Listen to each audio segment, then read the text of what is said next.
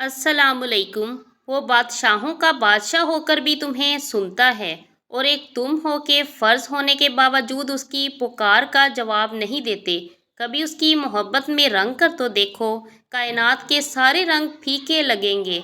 कभी उसको सुनकर तो देखो, कायनात की सारी आवाज़ें बेमायनी लगने लगेंगी। रब के बाद ये सहूलत सिर्फ बाप देता है। खताएं देखकर ना रिस्क रोकता है ना मोहब्बत छोड़ता है। जैसे जैसे उम्र बढ़ती है, इंसान की आंखें कमज़ोर हो जाती हैं, लेकिन लोगों को पहचानने की सलाहियत बढ़ जाती है। कुछ नेकियां ऐसी भी होनी चाहिए जिनका अल्लाह के सिवा कोई गवाह ना हो। साथ तो ज़िंदगी भी छोड़ देती है, फिर इंसान क्या चीज़ है।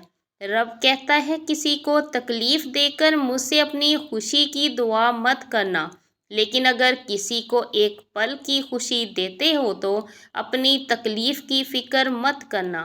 अल्लाह के फ़ैसले पर मुतमईन रहें, क्योंकि अल्लाह वो नहीं देता जो आपको अच्छा लगता है, बल्कि अल्लाह वो देता है जो आपके लिए अच्छा होता है।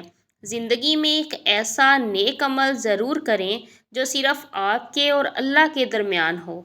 सबसे पहले अपने ज़हनी सुकून को अहमियत दो, खुद को दूर रखो फजूल के प्रेशर, नापसंदीदा चीज़ों और वक्ती तल्लुकात से।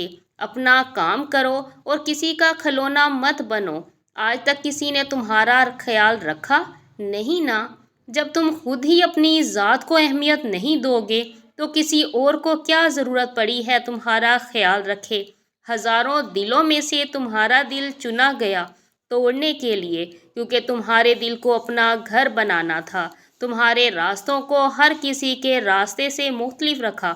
जब तुम्हें आम लोगों में इतना ख़ास रखा है तो तुम्हारी आजमाइश भी तो सबसे जुदा होगी। और यकीन रखो, तुम्हारी मदद भी गुमान के हर रास्ते से बाहर होगी।